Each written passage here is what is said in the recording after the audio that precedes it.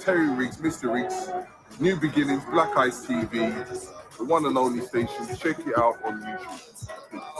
Peace, what's going on, UK? This is KT, the Arts Degree, here with Black Ice TV 7. What's good? I am Jaden Exodus, UK South London, rapper, singer extraordinaire. Big up to Black Ice TV 7. Peace. Hold on, family. This is Abu Ratata from Galaxy Radio. And I watch, I listen, I observe Black Ice all the time. Again, which is inside. We got Black Ice TV. I know it's magical from the RUO family. Stay rooted, stay locked. What's happening, people?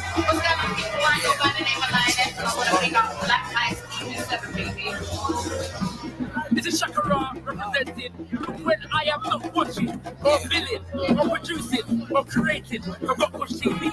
I'm checking out Black Ice TV. Boom. Yo,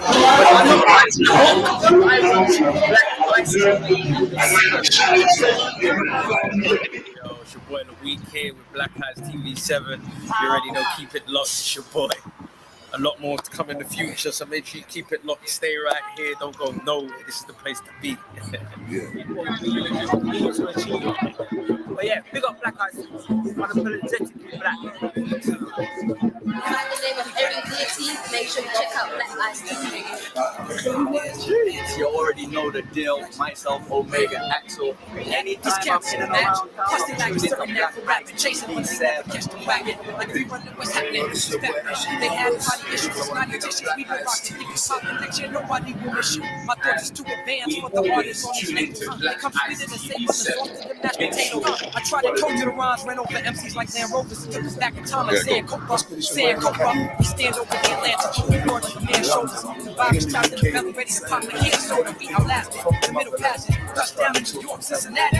Big Ohio status, what you want, money is classic. These bastards try to treat us like cattle. So life has been a constant battle. Rising above the crabs and barrel. Wait till you live in the death shadow. Stay on point. Best arrow. We hit the target accurate. Start shit, back it up. We get down, your niggas back it up. That's how we get down, straight smash it up. Like we're hydroplaning. Hydro in the brain and maintain it. Game changing into subtle shit. We remain playing. Yo, got to tell you to your face. You get replaced in this game. By quality, place the base with your name. These cats drink champagne. The toast, death, and pain. Like slaves on a ship talking about who got the flyest chain.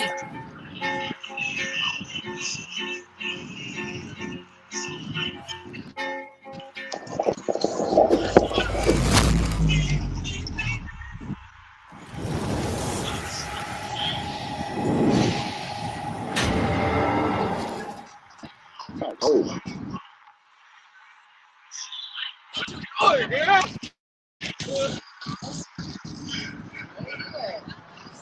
Alright, what's good, people? Big up to another episode of Black Ice TV 7. We're in the house, come in, you know the routine, hit the like button. Yeah, come in the building, people, you know the routine, hit the like button, share the link out. Gonna be having a little conversation with my brothers today, Craig Samuels, George Macon. We're also joined by someone who Craig's brought to the table, Ronald Johnson, who's also going to be participating in the conversation. We're talking about black neglect versus black excellence. Yeah, that's the theme. Craig, let me unmute the mic. Can you hear me? Yeah. What's good, Craig? I can hear you nice. Yeah, I can hear you. Introduce yourself to the people. You know, like before we begin, we'll introduce everybody so everyone knows who they're looking at, who's talking, and then we'll jump into the subject.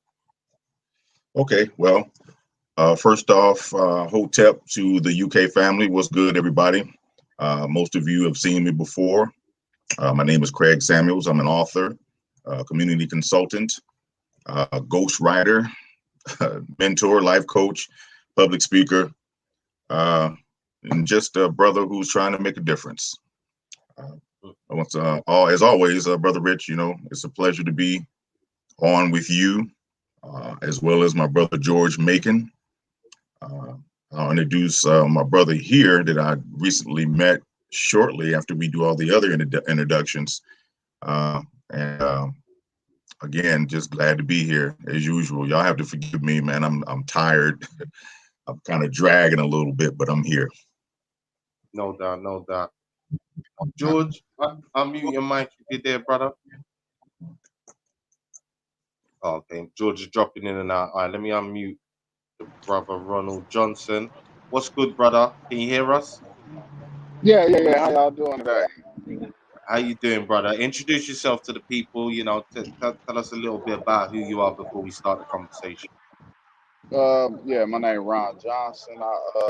I'm the father. I own.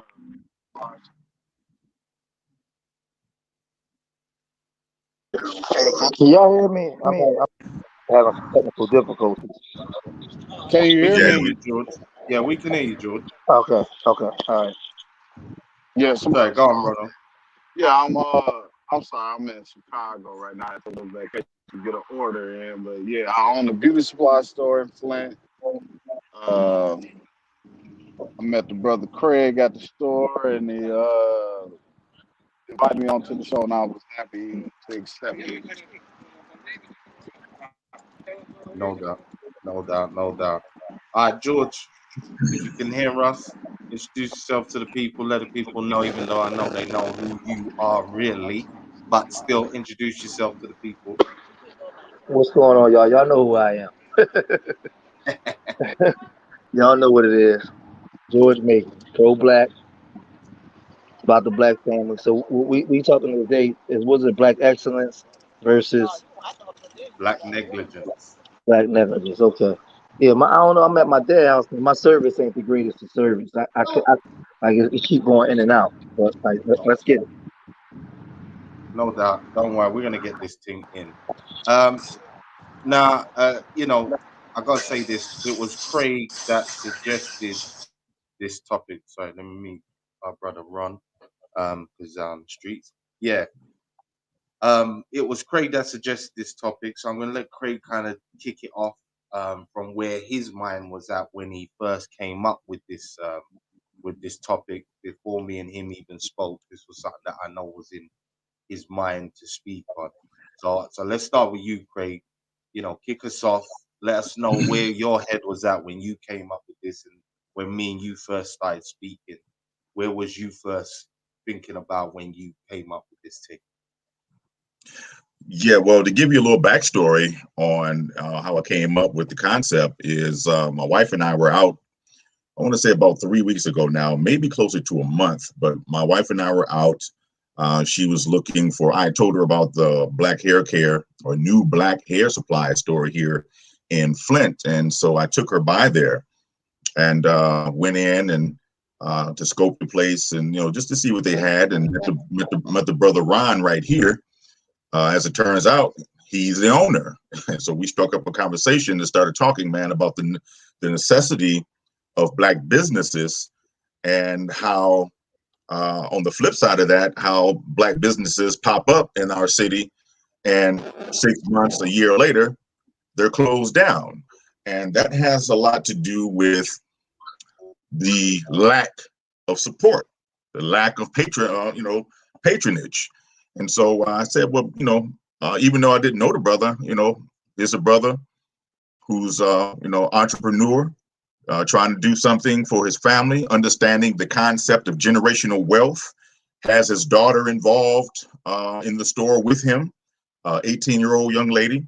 I know I'm probably, I'm telling some of the, conversation that we had. And so in our conversation, he mentioned to me about some of the negativity that our own people have spewed coming in the store, and then in comparison to some of the Asian stores. And, it kind of ticked me off a little bit, but I came home, thought about it, and the concept of black excellence versus black negligence came to mind. And so excellence, being black and being excellent, sometimes we limit that perspective. We limit that concept by relegating it to being a scholar, to being, to academia, to getting your degree and moving in the suburbs and you're making six figures and driving something German. Okay, that's great. I ain't taking nothing away from that, but that isn't the totality of excellence. And when you feel like you've gotten to a place where you no longer are connected to where you came from, that is the entryway to Black neglect, because now you think you're too good. And this doesn't, and I'm not speaking in absolutes, but now you're too good, or at least you think you're too good to patronize the places that we need. We need Black hair care. We need Black grocers. We have barbers all over the place, but we need those other businesses as well. And the way that we keep those businesses up and thriving is to give them our business. That's Black excellence in one capacity. No doubt.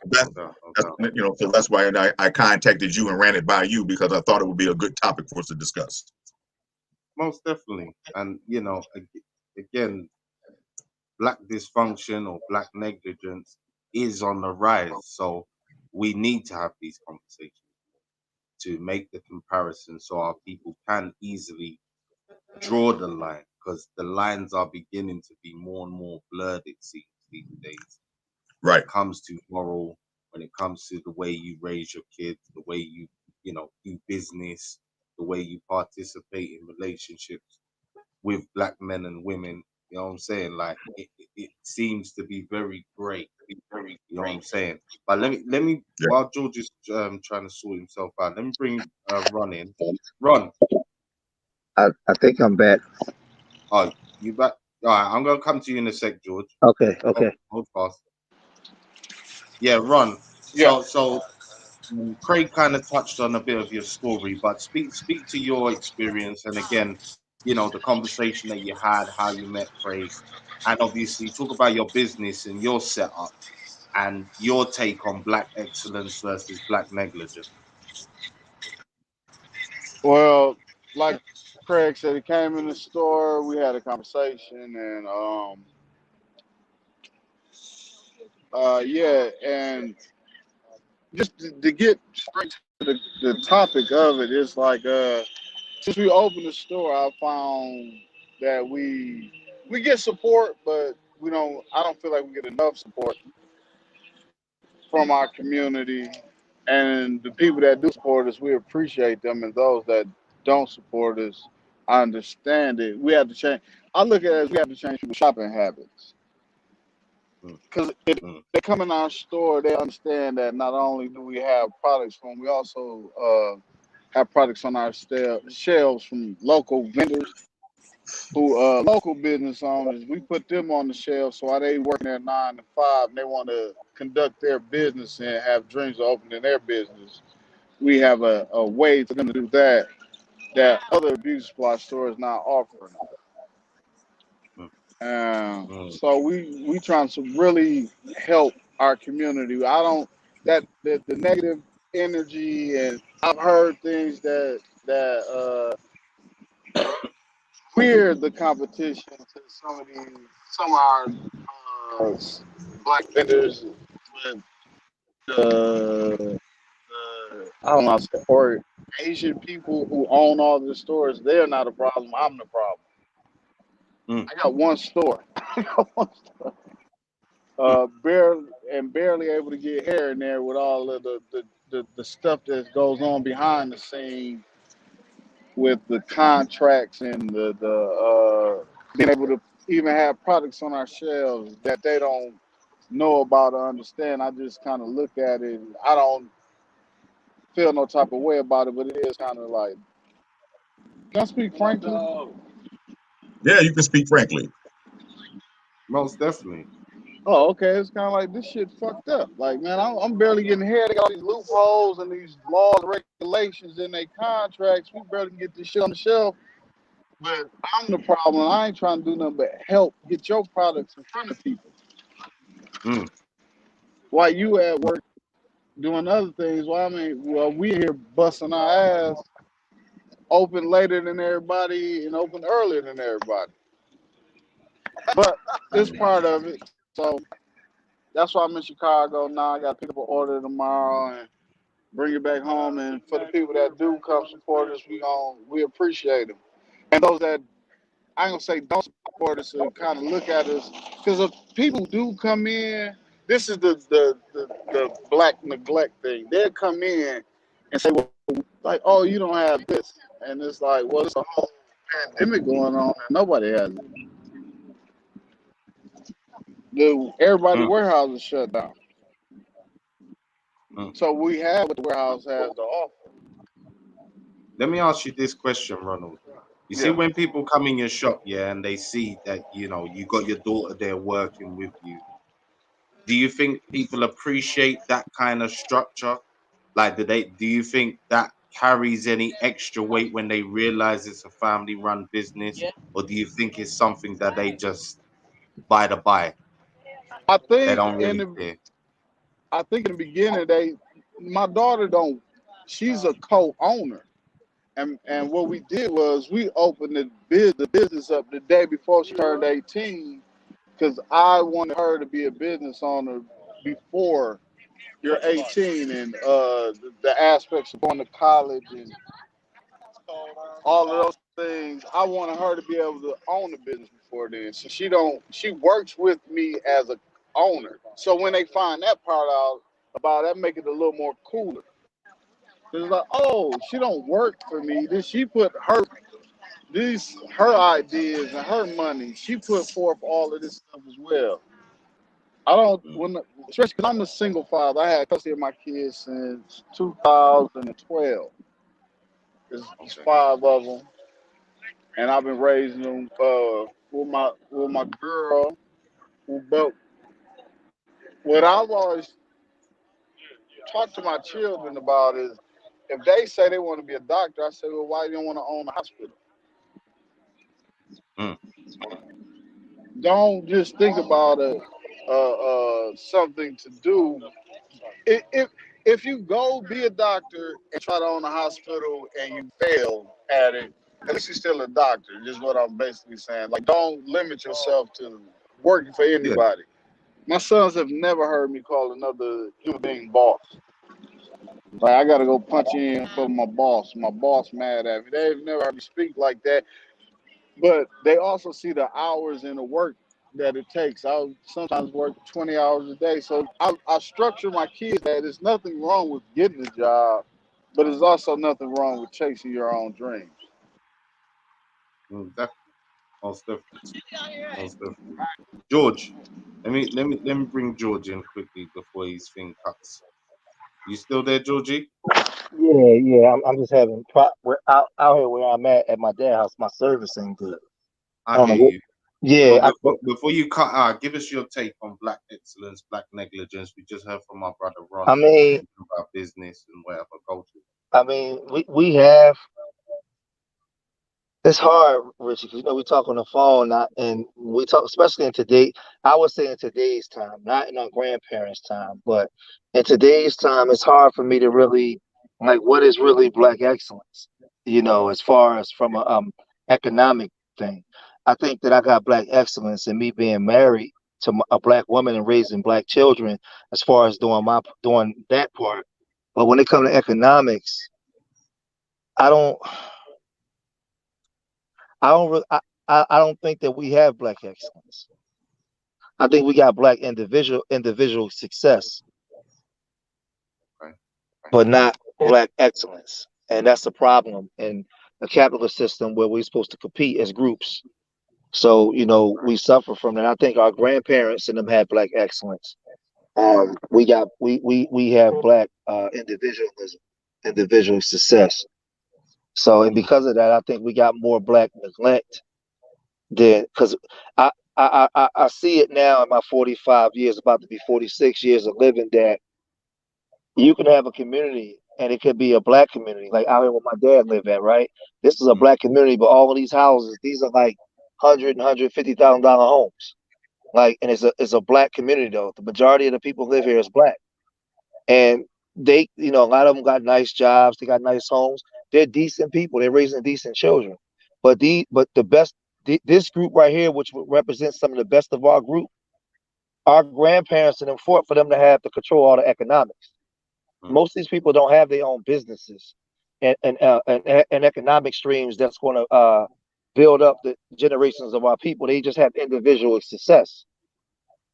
And even though when I come in this community and look good, it looks good, but what type of children are we raising? Children to go work for other groups? Or are we raising children to compete?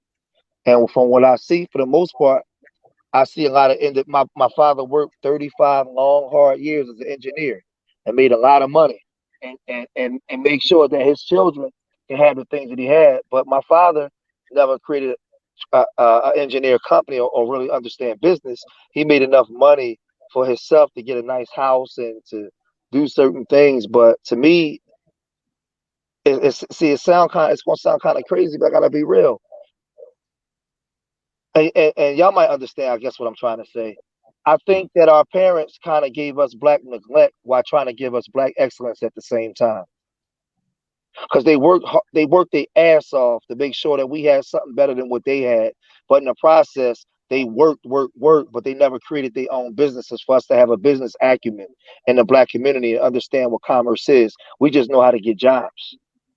If I'm saying it right, like my Yeah, father, yeah. I hear you. I hear you totally. They nurtured the Yeah, short-term success rate of the right. individualism, as you've talked about, more than nurturing the generational wealth side Right, where as they're opposed to setting what up the brother said, situation. he wanted his daughter to have a business before she 18. And what I'm saying is we got thousands of black people that's educated, man, that's making moves, but we don't own our communities today. We got all kinds of degrees. So I think even in our black excellence, black neglect reigns supreme because we got all the degrees, we got all this money, but Philadelphia, Detroit, Baltimore, Atlanta, I won't say Atlanta, but Memphis, a lot of cities where we're predominantly black, we don't own the commerce there. And 50 years ago, our grandparents and great grandparents put the work in for us to have all the degrees and education we got now. We're supposed to own everything today. So Mm. we got individual success. So I don't even like the term black excellence because we don't have it. Right. Well, the term black excellence, it how I was using it is interchangeable. I wasn't using it in an absolute in terms of this is black excellence, and then that is just the definition. We can there are many different variables, to the Mm. term. That's why I put the verses in there. Black excellence. What is that to you? Versus black I understand. negligence. I Right. understand. So this is what we're looking at, and I agree. Black negligence in many of what we call our community does reign supreme because of individualism, not just individualism, but rugged individualism and the absence of cooperative economics. So Can I ask you this? Can I ask you this because I know you'll be able to answer it for me. I think and see this is difficult because if we had other people on the panel, right, that didn't really know who we was and they hear me speak this way, I would get a lot of pushback. Because I think that Mm. in all our achievements that we've achieved based off of our trauma, we really think, because you said we can use it interchangeable. Tell me what you think. We really think that our achievements as black excellence was really is black. To me, it's kind of hard because people work hard to achieve this stuff, but it's still not. To me, it falls in the term of negligence if it's not translated into community development. You understand what I'm saying? I agree. Even in our excellence, it's negligent. Well, it's a limited form of success. That's what we're talking about. But It's so for it's short-term gain, right. and it doesn't translate to the wider group. I definitely hear that. That's why we're desperately always seeking to build institutions and organizations to nurture this black excellence. Because again, black excellence for me isn't something you can just jump into. It's something that has to, over time, be nurtured from the beginning all the way through to this standard of where you're now churning out as an end byproduct this excellence. Yeah. What was you going to say, Craig? Well, I was just going to quote Dr. Clark said, whatever it is that you are gifted in, whatever it is your talent is, that's what you do, and you give it back to your community. You give it Mm, back to your people. That's black. So whatever it is, like what the brother George is doing with Nerds with Swag, like what Brother Ron is doing with teaching his children the importance of ownership and generational wealth. Again, I said it in my first description that we've been conditioned to look at, getting a PhD, and there's nothing wrong with that. I mean, do your thing. That's, to me, it's just a level of self-sufficiency. I've chosen to a level of self-sufficiency that takes me to the top of the world of academia with a PhD, and so I can earn better and take care of myself, take care of my family. So we're talking about food, clothing, shelter, and what have you. So it's a level of self-sufficiency. It's excellence in a sense that that person sacrificed time and money. If we're not talking about student loans, but time and money to get to that level. What I'm talking about, Black excellence, is not what the norm says is excellent. I'm talking outside the circumference of basic understanding. Like what George said about being married, being a husband. That's being a good husband, being a man who is nurturing his family, protecting his family, leading, guiding, and directing his family, and understanding the necessity of generational wealth, understanding the necessity of cooperative economics, and instilling that in the minds of the next generation. I'm talking about Black excellence from that perspective. It's not limited to that, but I am in agreement with what George said. I'm also in agreement with what Ron has said. When you get people who come into his shop and they don't see something that maybe they see in an Asian store, and then they make negative comments, it's one thing to say it under your breath. It's another thing to say it out loud, in a disrespectful manner. When a brother here is posted up in the neck of the woods, what makes it more convenient for you to shop? You know what I'm saying? So I'm talking about negligence from that. So if you walk into my store, I don't have a certain item you're looking for, you're not going to patronize my business anymore. You're going to make negative comments. That's not Black excellence. That's Black neglect. So you'll neglect me and take your money right back to the individuals who are disrespecting you, who will take your money back to their communities to continue the improvement and the uplifting of their communities, their children, their families. That's Black neglect. So that's where I'm coming from. Like I told you when we were talking, Rich, the title itself is not limited to what we perceive to be excellent. So we can go as broad as we want to go in this conversation as relates to Black excellence, and then exposing, because this is an expository conversation. That's what I was hoping it can be, so that we can get out on the table those things that become here in the area of neglect. Hey, Richie, you got to give me a minute because my service, I'm gonna have to get from over here because I can't. Y'all can hear me, but it's everything coming through choppy. Like when y'all talk, it's like it's going. And that's why I keep dropping me off, and I keep trying to come back up. All right, we'll get to a place where you're secure and then you can come back in. What I might do is obviously Ron as well. You can hear me. I know I've got you on mute because you're on the street. But anytime you want to jump into the conversation or you hear us saying something, just unmute yourself and just say what you need to say. Yeah, I'll be back in a few. I gotta get from over here. All right then, George. You do your thing. Yeah, we'll see you back on shortly. Yeah. Hold up, Ron.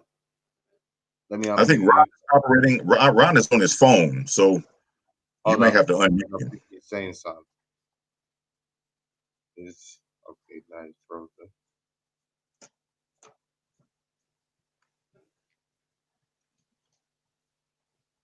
Unmuted.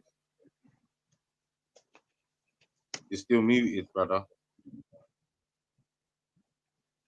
Ron, can you unmute yourself?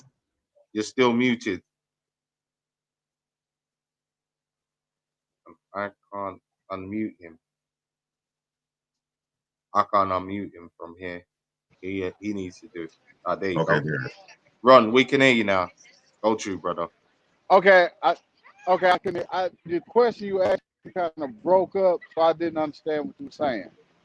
I was saying to you, Ron, because obviously there's three of us, four of us, certain times. Yeah, if you hear us saying anything that you want to just jump in and comment on, just feel free to jump in. Don't wait for me to ask you something. You know what I'm saying? If you hear a point and you want to make a point, just come in and speak it. What I like about the conversation that is open and honest, but we're able to. I try to like look at the model of our store. Like the first row of our store, we had to remodel our store, so we rebuilding it. But as soon as you walk in our store, it was all black owned products. So the first thing you seen when you came in our store was black people supporting other black people. And that was Mm, huge for me because there's so many businesses and that don't get the chance. Everything's on Facebook, but if you can go in the store and physically pick it up when you want it, the convenience of it. And I wanted that not only for my children, but for also people that shop there so they can say, it, we do support each other. And it's proof because it's right here. right. We got products from all over America, from other black people that we support. From Atlanta, Chicago, Flint, a couple of people from Flint. So the opportunity is there, and it's like we know what the problems is. It's just about let's do something about it. And I would rather just do something instead of keep harping on what is the issue because we all know it is the issue. It's a serious issue. Mm, The mm. Okay. Right. Well, and Okay. I agree, and that's why I exchanged information with Ron, and we talked. I think a day later, and I extended the invite because I felt like, hey, well, let me get this brother on with my brother in the UK, and let's see if he can get in, and not I'm gonna just an sit down audience, for a but second, build, right? Y'all finna go in there? Hello? Yeah, but yeah, we build, back. You back. yeah, Yeah, but go on, not man. just, I'm about to find somewhere and sit. Go on, Craig. yeah. Can So, y'all hear me? and yeah, We we can hear can't you. hear you. Go on. Yeah. Okay. So, um, the reasoning, one of the reasons anyway, is in inviting your brother to your show, to your podcast, is so that the UK family, could become acquainted with him. Maybe he can create an online presence from the US to the UK and generate more clientele. So that's what my uh, position is as far as our relationship that we're building. Because, like I said, we just met a month ago, but as one black man to another who is supportive of black businesses, I wanted to see if there was something that I could do to help generate more business for this brother, not just locally, but across the water as well. So, of course, bringing it to your attention, seeing how you felt about it, and then seeing if that was something that Ron wanted to do. That's my angle. This whole thing, this is my angle. So it's not so much as for me to come on here and pontificate about what I think about black excellence or black negligence, as much as it is to introduce this brother to your audience No doubt, while no we're doubt. yet And when he talking about comes, well, when he comes back on, hopefully he can tell us where his shop is and give us the full details. But you said something interesting earlier where you was talking about the unconventional thinking of what we may perceive as black excellence, right. meaning the academia side and whatever, and understanding other forms of black excellence. Let's talk about that while my man's come back in. Get me? Like, because you can't, George touched on it, you touched on it, i.e., we can hear you again, brother. You're back. Okay. Yeah. Yeah. I.e., like family raising. Let's speak about the unconventional forms of black excellence and the opposing negligence in those situations that we see or that Well, you know. we can look at past shows that we've done. Um, Dealing with manhood, the show we did with manhood and the father being present, Mm, not having to be made to be present, to be a fixture and a presence in his son or daughter's life.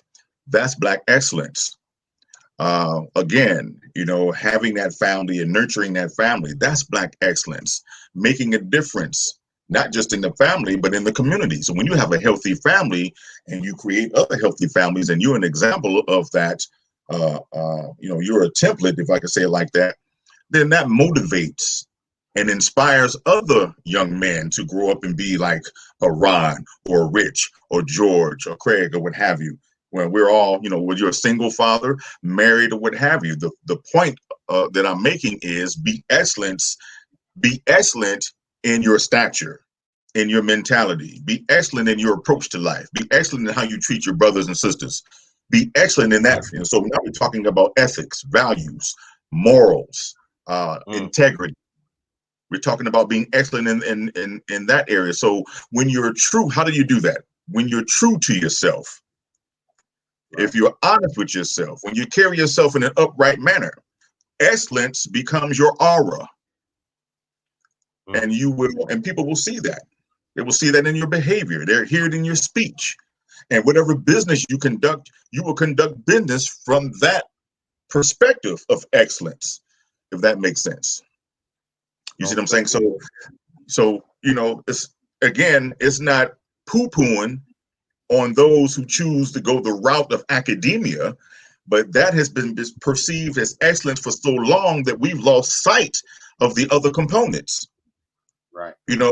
And it limits us. It doesn't look like it limits us from the outside because, again, you got something shiny that you're driving. You got frequent flyer miles. You got a name brand closet. You look good. You smell good. You're making money. And that is perceived as excellent, when actually that's assimilation to what the white man does. You're assimilating to the person who's oppressed you. You're assimilating to his ideals, his philosophies, his psychology. It's total assimilation. Again, I'm not poo-pooing on getting a degree, but why? Is that the only route you know to take?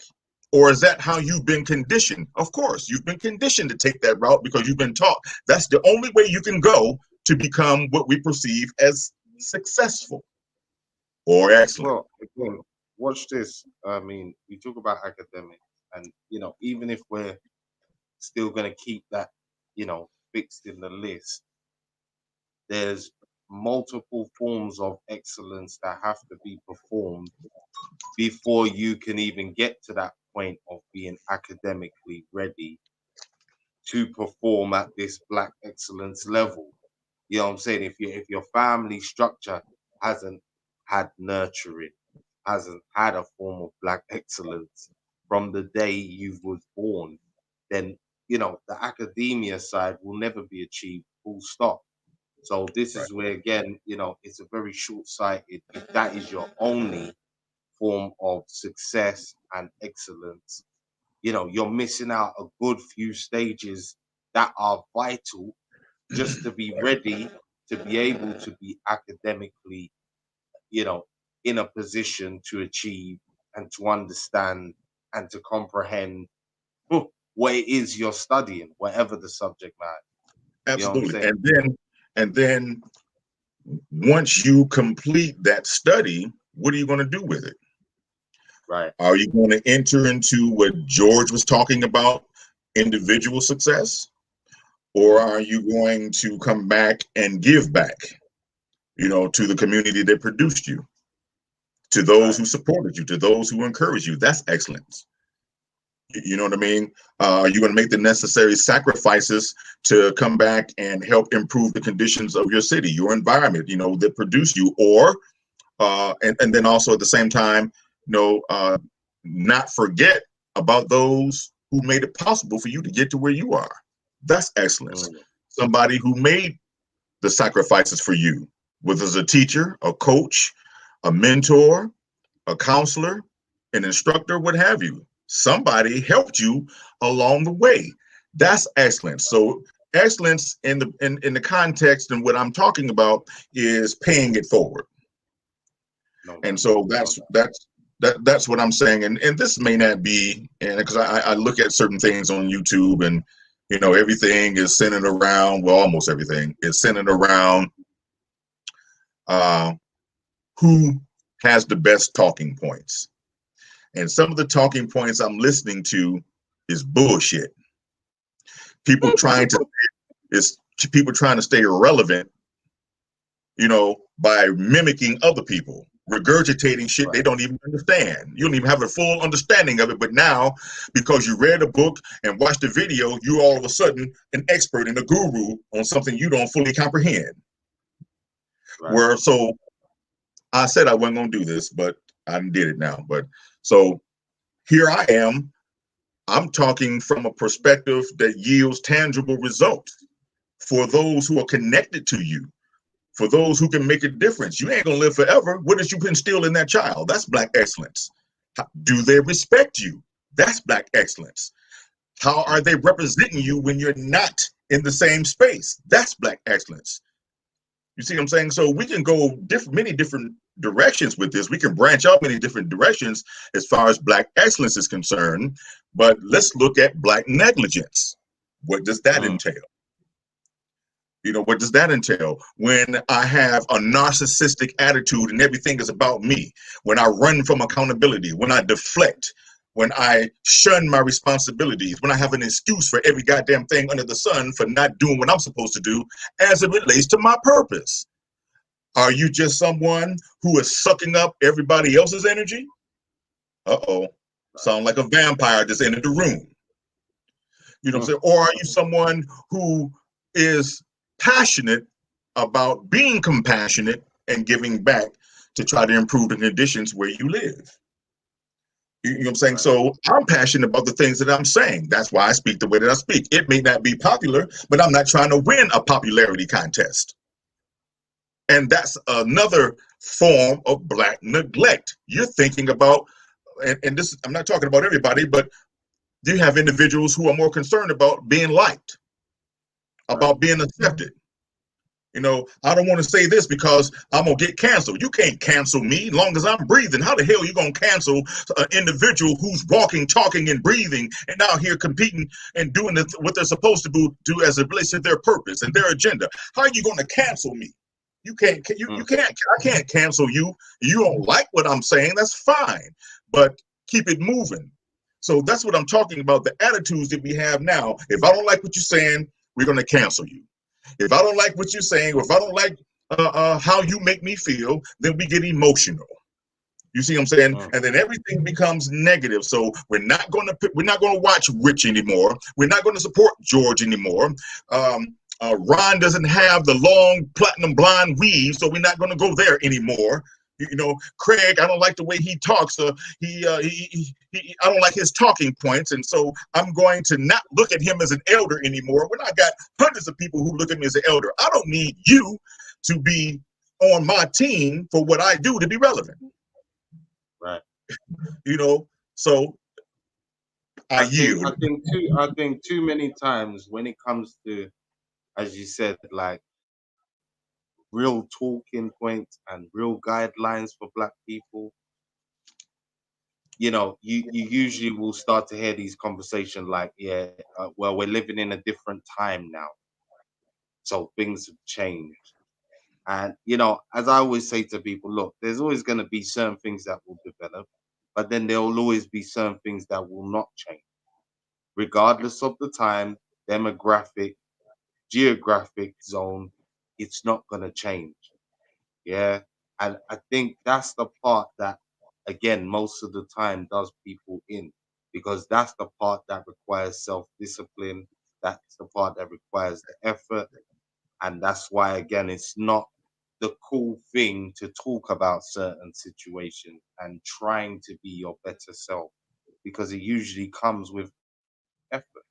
It comes with a form of self-discipline and Black nurturing that you have to come with in order to achieve the end result of that Black excellence. You know what I'm saying? Absolutely. And that's usually the problem.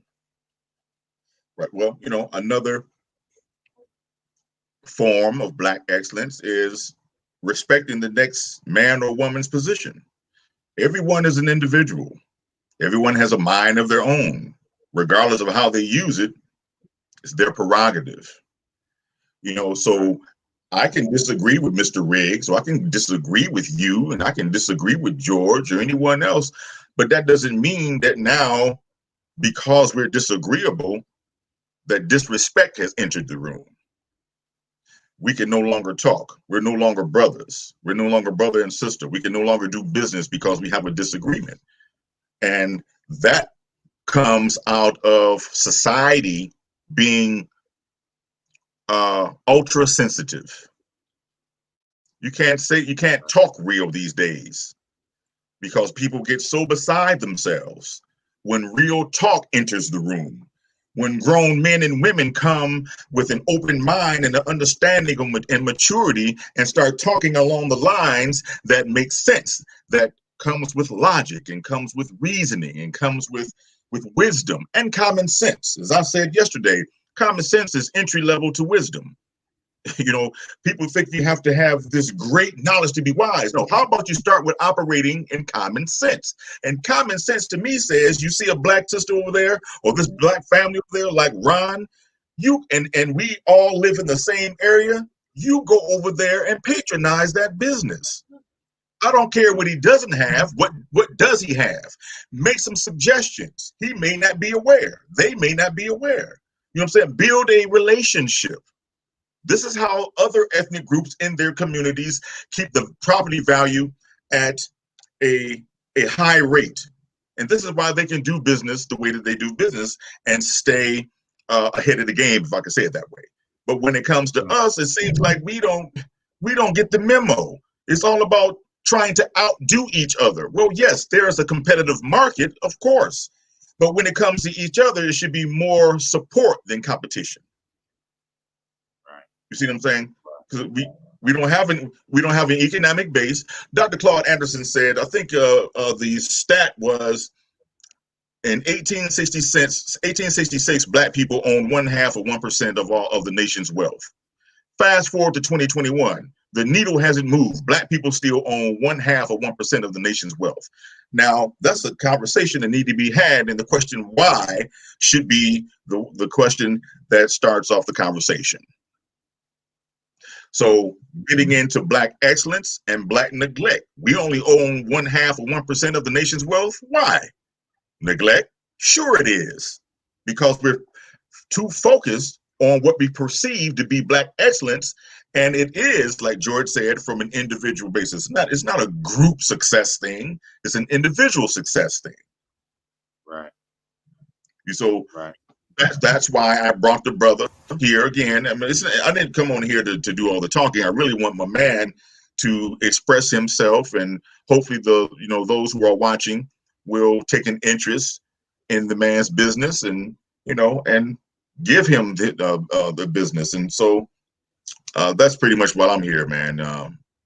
Well, don't worry, we're going to bring the brother on again. I know everyone's been floating up and down. George will be joining us again in a bit. If the brother doesn't get to come back on, we'll arrange a time for when he is situated properly, and then we can get him on to have a real conversation. Yeah, I wasn't aware that he was going to be in Chicago today on business. I didn't know.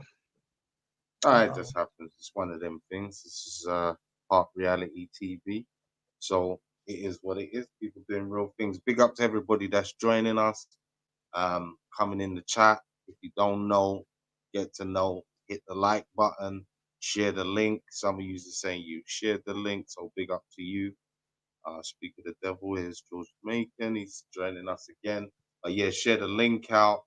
We're talking about black excellence versus black neglect, and the different forms of black neglect and black excellence. Because as we've already talked about, the standard issue forms of black excellence and black neglect that we tend to think about usually will negate and leave out other forms of black excellence and neglect that need more of our attention because they're creating more long-term problem by not addressing them, by thinking that it's only about academia, money, are the sole measuring sticks of materialism. That's it. and losing out on a whole string of things that have to happen before you can even get to being that productive, you know, well earning, well educated person. You know, there's got to be various steps in the chain that you just can't jump over. You just can't. There's a chronological order to things. And, you know, we're too used to cutting corners, I think, in modern day society. And because the individual is pushed more than the group, this is where, again, we're losing out on major cogs and steps that need to happen, that can only happen if, as Craig was just pointing out, we support one another, we patronize one another's business, we recognize and support the family structure, whether it be our own to someone else's. You know, if we don't recognize these things, it's inherently going to be an ongoing problem. And we have to recognize, again, living here in the diasporan countries, that form of excellence, or what we perceive as excellence, has been fed to us in a very unhealthy narrative. And we have to recognize that's not our way of thinking. Right. You know? Another example of Black negligence, which has been perceived as Black excellence, is religion and the churches. We'll give our money without any coercion. We don't need a cheerleading section, to give 10% to the church, 20% to the church, Super Sundays, Super Seed Sunday. We don't need any coercion for that. And we'll give that pastor or that church a great deal of our money.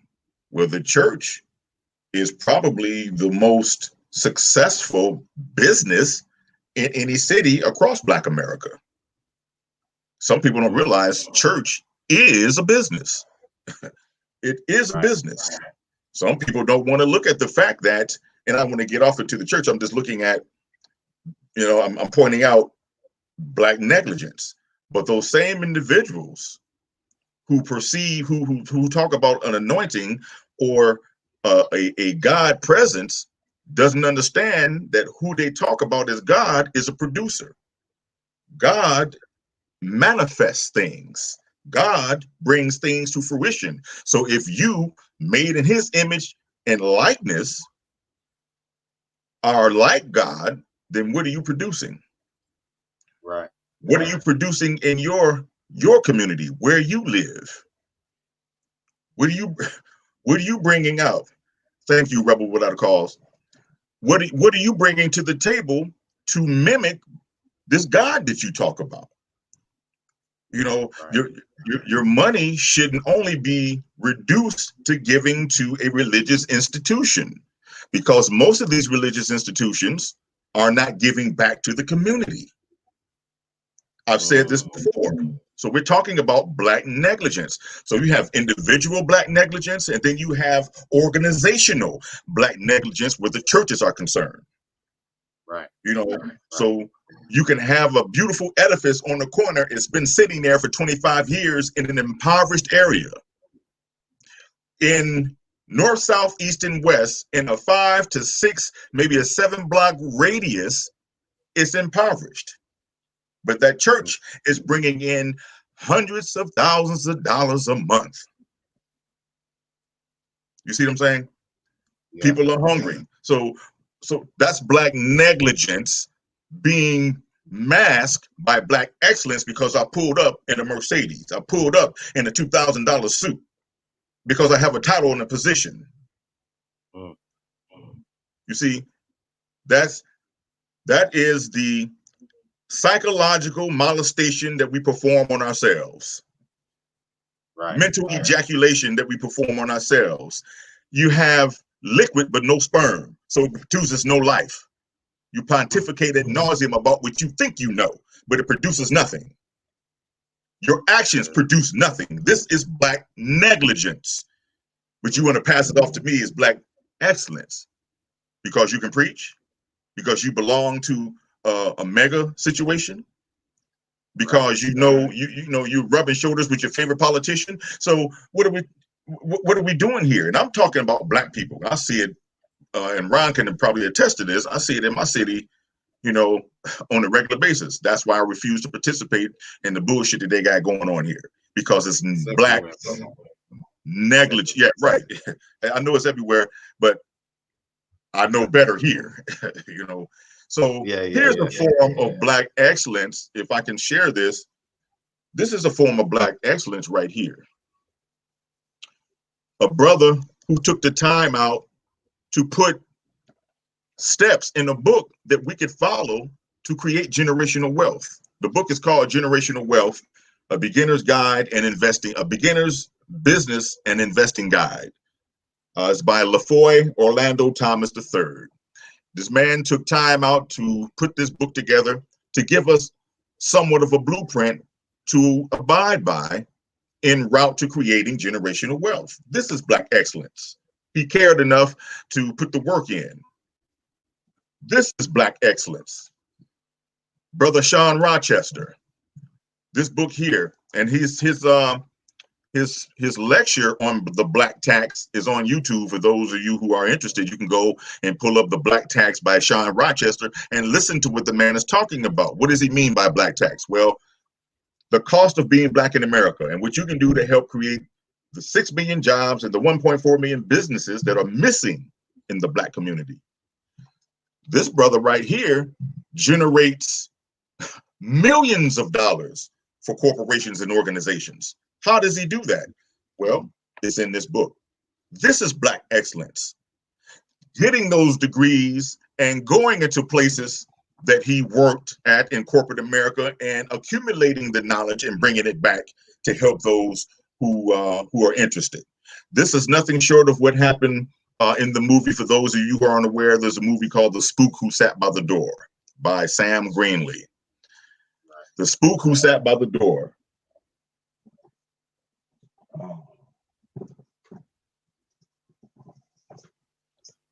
Here's a book right here. It's also a movie. This is black excellence. What am I talking about? Who is the spook who sat by the door? This is a brother who joined the CIA, who learned how they operate, who played the game, who allowed himself to be criticized and debased. But he kept his cool and he kept his emotion together because he's extracting information. Once he got that information, he came right back to the hood and got the gang members together and taught them the game, taught them group economics, taught them how to be sociopolitically conscious, taught them what to look for, taught them what routes to take, you know, the ins and outs of how the game is played from a governmental perspective. That's black excellence. You see what I'm saying? So I hear the term or the phrase is checkers, or it's chess, not checkers, but do you even know how to play chess? Do you know how to move like a chess player? Do you understand the concept of chess? Do you know the ins and outs? So if you don't know those things, then it would behoove us to learn so we can become excellent in other areas outside of a BA, an MA. You know what I'm saying? And again, for those who have your degrees, I promise you, I'm not knocking it. What I'm saying is there is a flip side of the coin, and that's what gets ignored because we've been taught that as long as we abide by or follow the tradition of the status quo, therein lies your success, or what they call the American dream. Right. Right. Again, it's following the guidelines of the wider society that we find ourselves in, and not realizing just how detrimental that is to us. Again, it's not designed to nurture black excellence. The one thing I always say about the West is it is a legacy killing place. They know about legacy killing. They specialize in legacy killing. And like my brother was alluding to when he's talking about knowing how to play chess, one of the key elements of chess is playing 3, 4 moves ahead of yourself, or understanding what's going to happen 3-4 moves ahead every time you make a move. And I think our people again have lost that element in a big way of understanding those preconceived moves that come before the byproduct, whether it be negative or positive. They're missing those key build-up steps that you need to achieve something. So the same way again, when we're looking at young black kids, whether it's young black males from England to America who are killing each other and killing themselves, that's a byproduct. And just off of looking at that product, that byproduct, we can get upset, we can be, you know, saddened by it, depressed, angered, all the rest of it. But then if we don't go back and we don't understand the steps that's been taken to produce that effect of what we're looking at, then this is where you're always going to have a misdirected anger, a misdirected, you know, attention span on something that you should really be moving your focus over here if you really want to tackle that problem. And again, this goes down to our problem solving skills as a people and the lack of culture. Because again, not having culture, that is your problem solving chart. So when you don't have a culture, you don't have problem solving skills, you're much easily led. You don't have a rites of passage system, which again denotes a chronological order of things that have to happen before you get to the so-called success state, before you get to that pinnacle of, yeah, this is what success is. Even if you're using your, from your own cultural success to the wider society, society success. You know what I'm saying? You still gonna have to follow this pathway. And I think we're missing that a lot of the time. That's why, me, Craig, George, we're always talking about the black family, because that to us is step one, square one, where all of your experiences and certain things are starting. So again, if that's not remedied, if that's not supported, then all of these other so-called forms of black excellence and black success are not going to ever be achieved, or they're only going to be achieved in the very small numbers. So again, it only is ever perceived, as the brothers have already said, as individual successes, which are nice for poster child, campaigns. Yeah, let's put so and so up and, hoist them around and show them as this poster child. But when you're trying to sell this to the masses, it doesn't take, because the masses already know this isn't the norm. We're not normally in situations to even be in a position to cultivate that excellence that we're told we should all be achieving or striving towards. Nobody's getting a blueprint. You're getting told these quick sound bites, but there's never enough meat on the bone. They're never going to the very source of the problem. Well, we have I couldn't have said it better, man. I'll add to that. One of the reasons we see so much black neglect is a lackadaisical attitude, lackadaisical mentality, and selfishness. We want what we want now. And many times, many of us don't want to go through the process that's necessary so that we can ensure that we're equipped with what we need to be as effective as we need to be in whatever our endeavors are. We want to get there now. This whole microwave thing, I want to put it on one beep, and in a minute I'm where I want to be and I have what I want. And oftentimes, as you know, if you don't leave a cake in the oven long enough, soon as you take it out and cut into it, you got a soggy, gooey mess because you tried to speed up the process. So selfishness, a childlike demeanor, overly emotional, greedy, jealous, insecure. All of these things are recipes that make up, or ingredients, I should say, that make up Black negligence, and it hinders true Black excellence. And true Black excellence, I would say, begins with understanding who you are. And understanding who you are is having knowledge of your culture.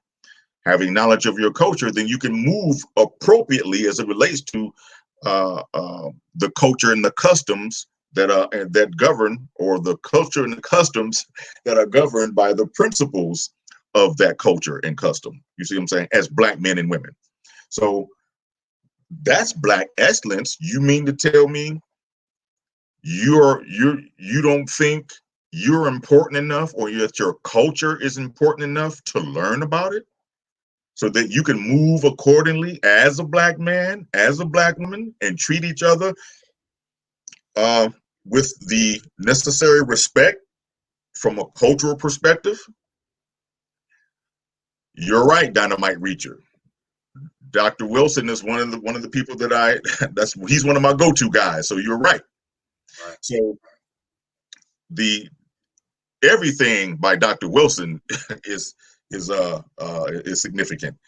So getting back to making my point is, we have all these other dynamics that have been piped into our psyche through television programming. This impedes Black excellence, and it glorifies Black negligence. What is that?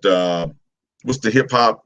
The love in hip hop, and all this. I can't even remember because I don't watch them, man. So when I see it, I hurry up. Because I don't want to lose a brain cell looking at this bullshit. Right. Trust so me. all they do is glorify Black negativity, or Black dysfunction. That's what I'm looking for. They glorify Black dysfunction. And you see people, many of our youngsters, who see that and they want to mimic that. And they do. They do mimic it.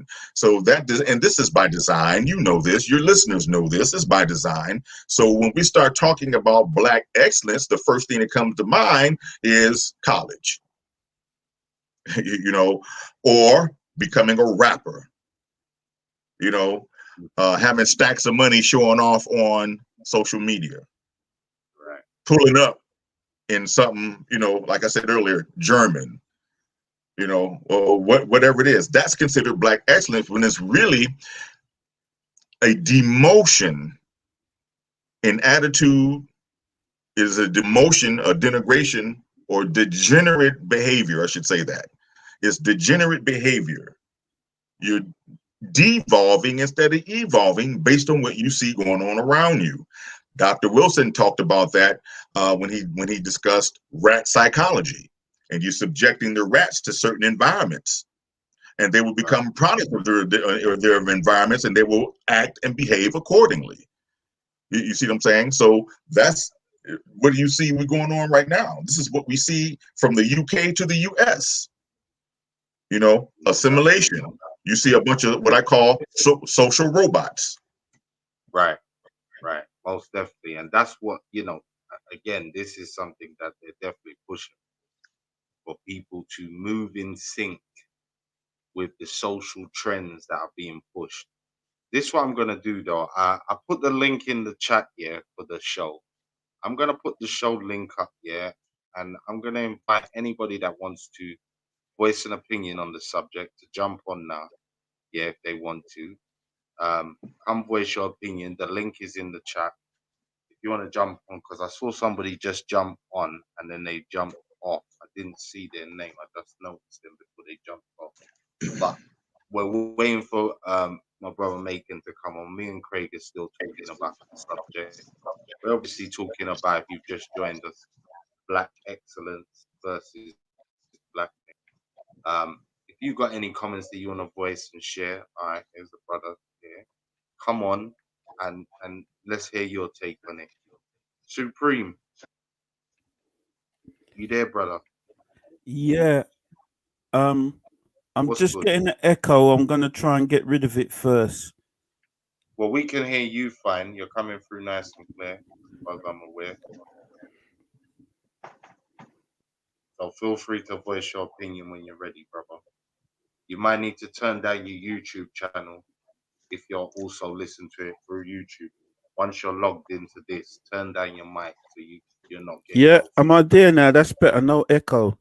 Yeah, we're hearing you fine, brother. Okay. Good evening, Craig. Good evening. How you doing? Yeah, I'd like to call you Dr. Craig, you know. The information you're coming out with. Wow. You're I powerful. You're appreciate it. inspiring me, Craig. I Very, appreciate. very, very, very, very inspiring. I Yeah, appreciate that. once again, Black Eyes TV, you know, just scrolling through and passing through. But it's very interesting because an incident happened yesterday, and we're talking about black excellence and what was the other one? Because Well, it's I can't see Black it on my black screen. black black excellence neglect. Black versus neglect. black Now, neglect. an incident happened yesterday, and this incident, I'll try and do it very quick. A new black Caribbean food shop opened on the high road. A young lady goes in the shop and she noticed some sort of Muslim, you know, Eid or Burak or whatever it is around there, but there's Jamaican flag and whatever. It's a Caribbean food shop. She decides to just take photos, comes back, and then comes back to another food shop to moan about that shop, saying, you get what I mean? Saying, oh, look, that new shop, they're Muslims, they're this and that. And it just kind of reminded me, I'm just sort of backtracking. Remember Spike Lee's film? And Spike Lee had a film and it was based Do the Right Thing, and it was all based around a pizza parlor. Right. Mm-hmm. Right. Right. And this is the point. One of the things that I learned from that is that there was an incident with Mookie or Spooky or whatever his name Yeah, was. yeah. Mookie. He came in and he spoke to the guy and he said to the guy, he bought his pizza. He complained about the price of the pizza, by the way. He said $3. And the guy said, put some extra cheese on it and wanted to charge him another $1. Do you remember that bit? Anyway, Yeah. Right. And they're as he having the moves, conversation about him having the business yeah, in but the it's very area. interesting. As he moves away, he looks up. What does he look at? He looks at his surroundings and his environment. And what he noticed was the pictures were all these Italians in it. Yeah, that's what So sets it off. he's turned round to the owner and says, hey, man, how come you ain't got no brothers on the wall? Mm-hmm. Remember that point? He said, I remember. and the guy kind of said to him, if you want brothers up on the wall, get your own. He actually told Wow. him, get your own and put your Yeah. own up there. But Yeah. for now, you are here. You're going to eat in my premises. And then as he sat down to eat his pizza, he turned around and he said, but I rarely ever see any Italians coming in here to eat pizzas. Right. Do you understand? It took me years later to look on that film, and what Spike was actually telling us was what we need our own. We cannot be going into other people's premises and complaining, but yet we're putting money in their pocket, and they're actually telling us, well, you know what? As much as you're putting the money in our pocket, we're still going to put our heroes on the wall. And this just leads to me back with the young lady, and I thought, well, if you saw an issue in a black business, you should have raised it there and then. You shouldn't have gone away and complained to another person. Because I look at it, and Richie will know from Dr. Craig. You're from the USA, innit? Yes. Yeah, and we know that in the UK, there's not a lot of black businesses out there. And we always moan about spending the black pound, doing this and that. But if we ever want a business to succeed, to get anywhere, we have to spend. We have to do, we have to buy. But what I tend to find, and this is getting on with the point with the excellence and neglect, is that we would moan and spend with others. Right. You know, but yet we will wait until, say, let's say the other cultures will put days up like Christmas and this and that, and we tap into that and we spend with that. But with our own, we would rather go in, take pictures, have a moan, and don't support the business. Right. Now, my point is that I believe, Dr. Craig, we have all the information and the knowledge. The biggest problem we have is actualizing what we're supposed to be doing. The Because application. you said something, and I just think that the problem is that I think people want to be in a state of being angry. They want to be in a state of hopelessness. That's why they will give to the church. Yeah. Well, you just said something, a state of hopelessness, or learned helplessness. Some people need to have something to complain about. It's their crutch. If you take away their crutch, they have nothing to complain about. And if they have nothing to complain about, then they have to put forth an effort to change. And change to some people is too laborious, mentally and physically. So it's only people like yourself and others who understand this concept. If you want to see something different, then you have to be the change that you want to see. That means you're going to have to change the pattern of your paradigm. There's something that Dr. Amos Wilson talked about in one of his books as well, the falsification of African consciousness. Our mentalities have been falsified by white ideals, falsified by, I said this earlier, by white perspective, white philosophy, white psychology, white economic concepts. Socio-political landscape has been taught all wrong to us. We have bought into and married tradition that is a detriment to us as a people. So the falsification of African consciousness is one of the main, if not the main, Achilles heel that is holding us back as the group. We're out of our natural minds. Like Dr. Wilson said, they need us to be out of our natural minds in order to control us. And then we turn that same foreign concept or same foreign mentalities on each other.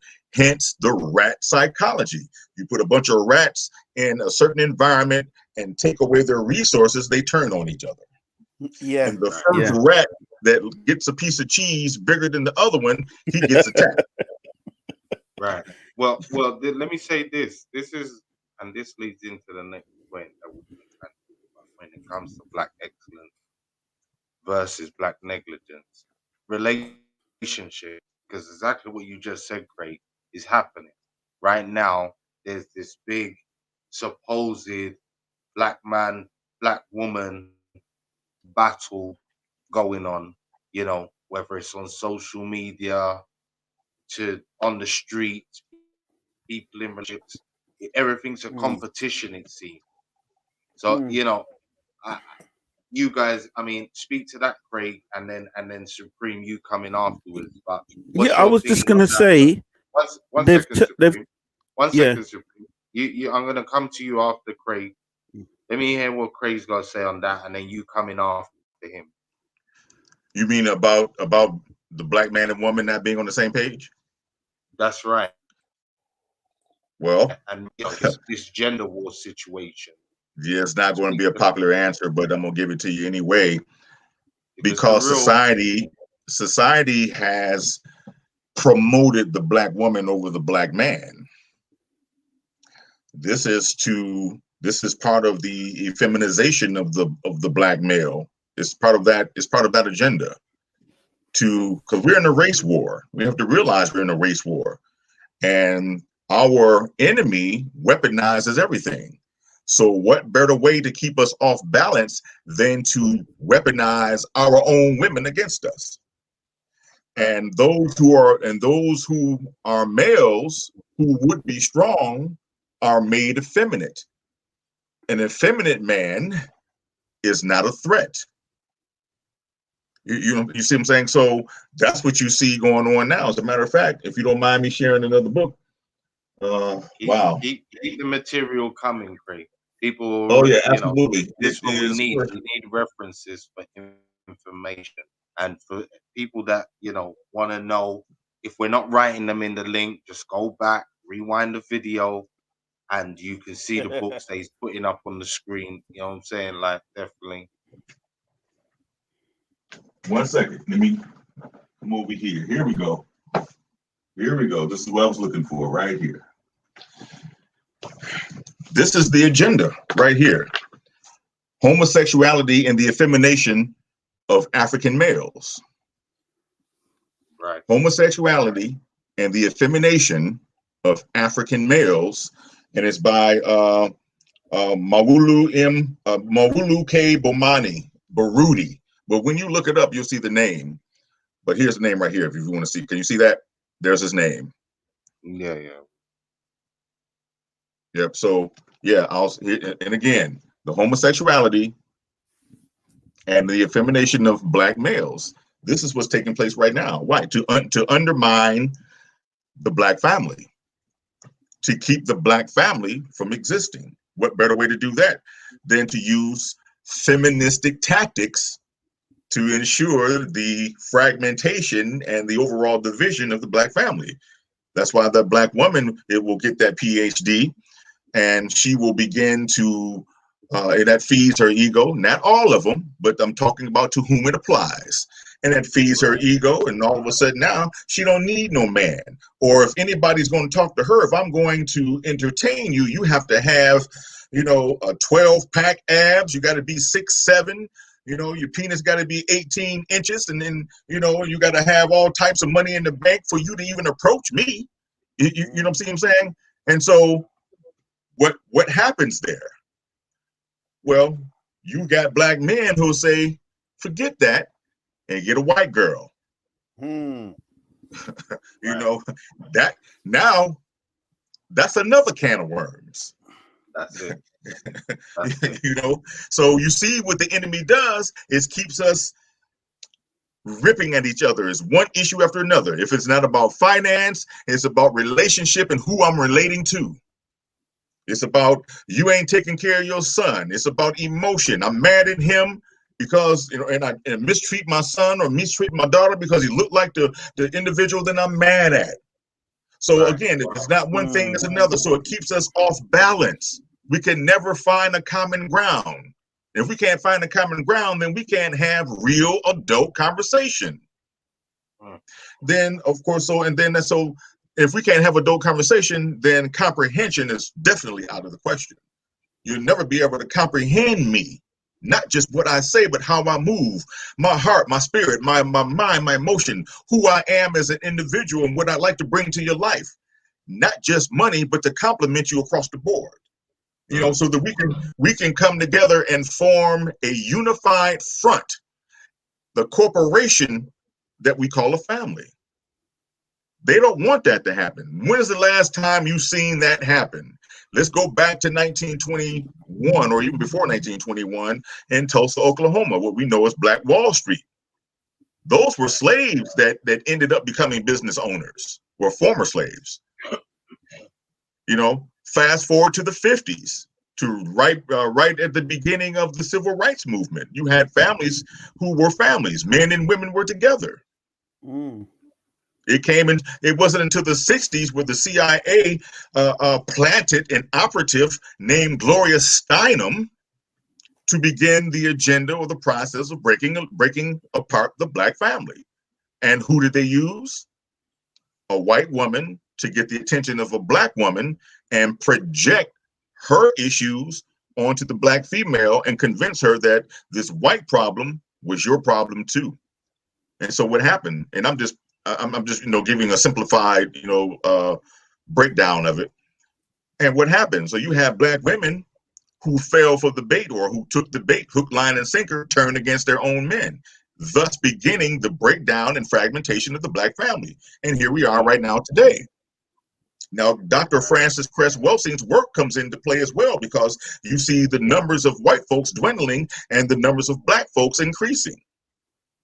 So you got the genetic recessive and the genetic dominant. So it's all about recruiting now, recruiting Hispanics, recruiting Asians, and classifying them as honorary Europeans. Right. And you have black women who have been taught or trained that getting a white man is better than having a black brother. So it's complete separation. The agenda is to separate us and keep us fighting. As long as they can keep us fighting, they can do what they will to us. There's nothing short of the magician performing his trick. He has you looking at his left hand while he performs the trick in his right hand. And before you realize it, the trick is completed and you are set back 2 or 3 generations again, whether 2 or 3 generations ahead.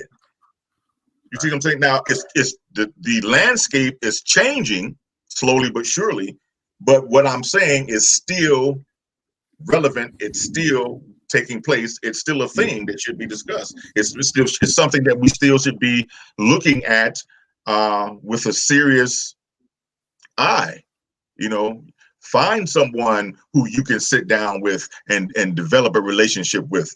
Find that black man, find that black woman, because what they want to do is to, how I'll say it like this. They're pushing all the more the eugenics movement.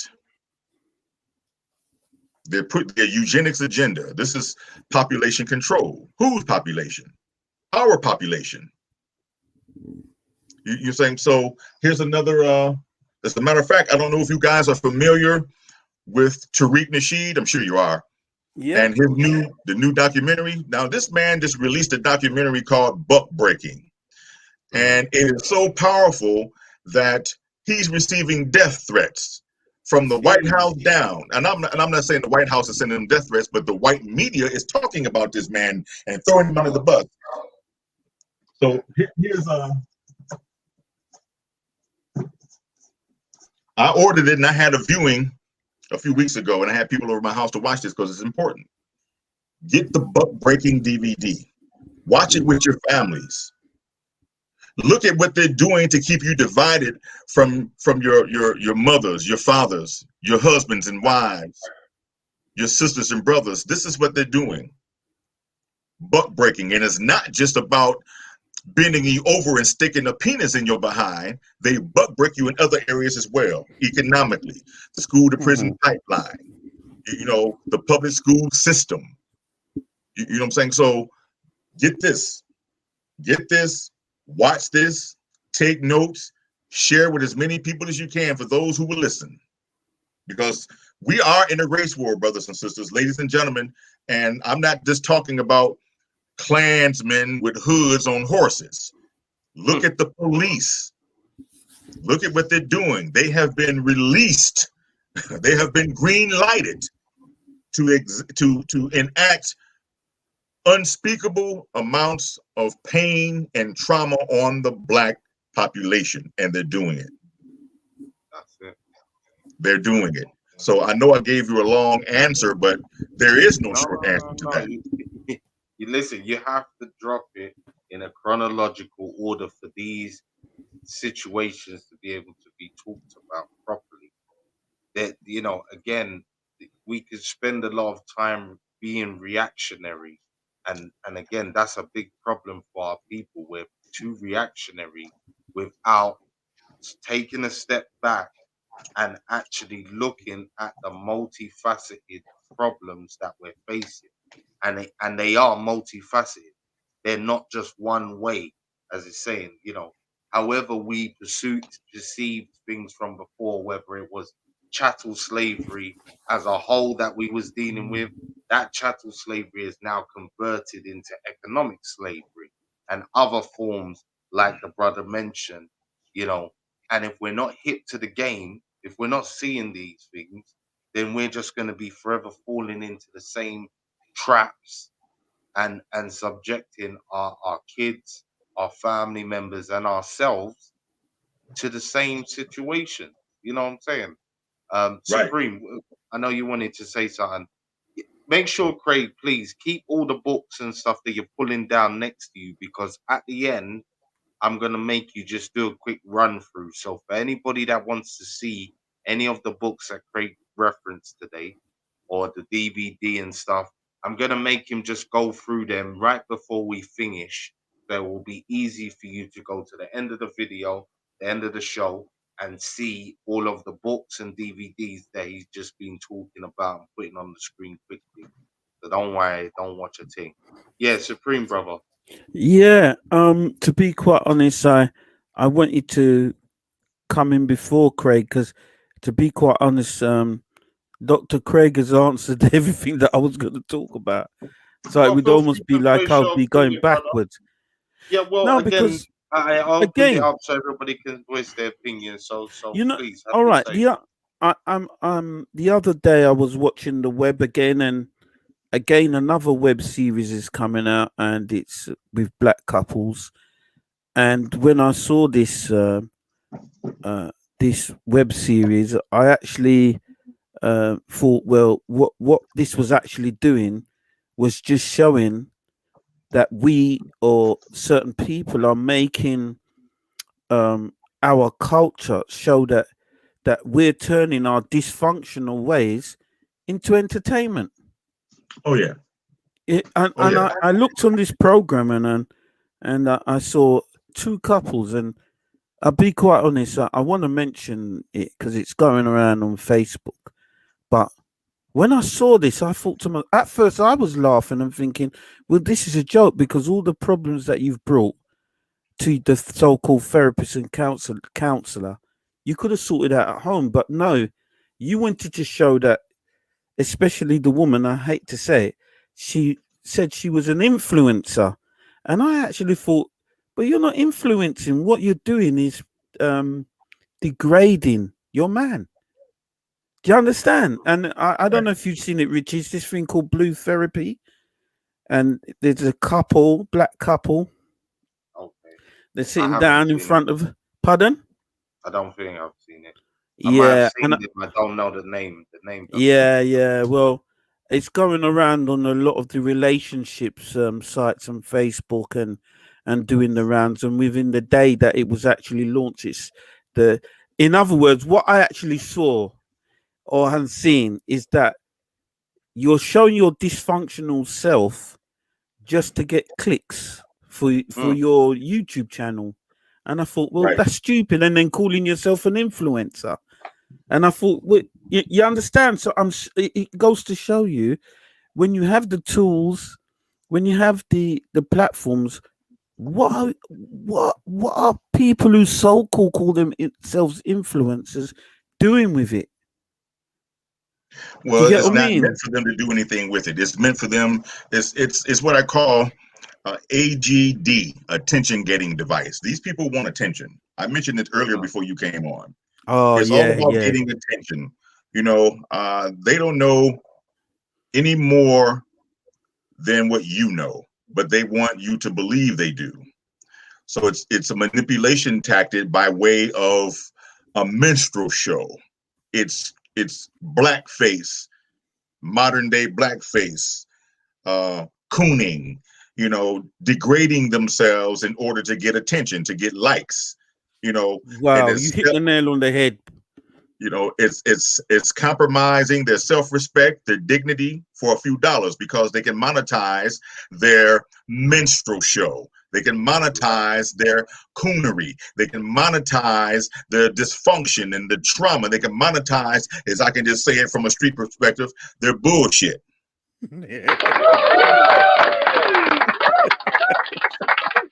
Yeah, because it's just facts on facts on facts. And Yeah. Here is something that speaks to that real quick. Here's another book here that goes in hand with the statement that Brother Supreme just brought up, and then my dovetail off of that. This book here, I flunked Sambo University. What?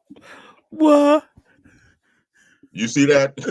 I flunked Sambo University. You know, this is in 10 invisible schools that teach African Americans to look down on their own genetic heritage.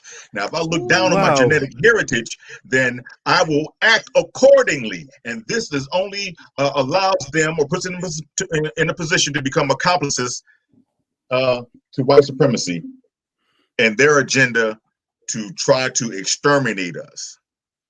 You know what I'm saying? So from the minstrel show perspective to the political perspective, to the world of academia, everything has been weaponized against us. Dr. Neely Fuller talked about that, why we are subjected in all 9 areas of people activity, You're and right. Yeah. we're at the bottom. Was it sex, war, labor, law, economics, religion? You know. There are a few more in there that I forget, Yeah. but again, Entertainment. right? And so that is one of the most debilitating factors when it comes to us as a group, that we are enamored with being entertained. Sitting back listening to someone like me or Supreme Spin or let's just say Professor Smalls or something, and really getting fed. Some people's mentality, their attention span is too short to sit back and listen because nobody's entertaining them. The mentality has been is in a degenerative state. Right. You know what I'm saying? So, which brings me to this next book. Why Are So Many Black Men in Prison? By D'Amico Booth. This book talks about, it is a comprehensive account of how and why the prison industry has become a predatory entity in the lives of African American men, and how mass targeting, criminalization, and incarceration of Black male youth has gone toward creating the largest prison system in the world. Why are so many Black men in prison? Okay. Next book here, and I'll go through all of them again, Rich, like you said at the end of the show. But I just wanted to share with the listeners, this is stuff we need to know. I've read these books multiple times and studied them, going over, and to look at what the problem is in our community. Well, we know what the white man, we know what his agenda is, and I'm not saying turn a blind eye and a deaf ear to what he's doing, but look at how it has affected us and how we treat ourselves and how we treat each other. So, Jawanza Kunjufu, you can find his lectures on YouTube as well. Countering the Conspiracy to Destroy Our Black Boys. How do we counter the conspiracy? Get the book. Talks about it in here. These are examples of Black excellence, brothers and sisters. People who saw the problem and had a perspective-based solution or solutions, and did the research and put it in books for us. So this is why I read so much. That's Black excellence. This is a person or people who care enough to say, you know what? Let me put this game. Let me put this insight, this wisdom, this counsel, this advice, these statistics in a book, and give it to my people. Lastly, and I'll go over them. Black people invented everything. There's a book here called Black People Invented Everything. Trust me, you want to get this book, you'll thank me later. You'll start digging into the things that you utilize on a daily basis, and you've been taught that it came from a white mind. This is by Dr. Suhan Kumar Das. Black People Invented Everything. 2 more here. How White Folks Got So Rich. This book fits in the palm of my hand. But you talking about powerful information? This exposes the game from the central banks to those who are political advocates, backroom discussions, the Trilateral Commission, International Monetary Fund. I mean, it's in here. It's in here, and it's about $8. It's about $8. This will probably be the best $8 you ever spent. Lastly, you want to know, we talk about I talked about earlier about our mentalities and why we take on certain behaviors. What is learned behavior? Learned behavior has been programmed into us. We'll listen to what we perceive to be the truth coming from people who present themselves as gods, i.e. the media. Malcolm taught us about this. Propaganda. And the weapon of media propaganda.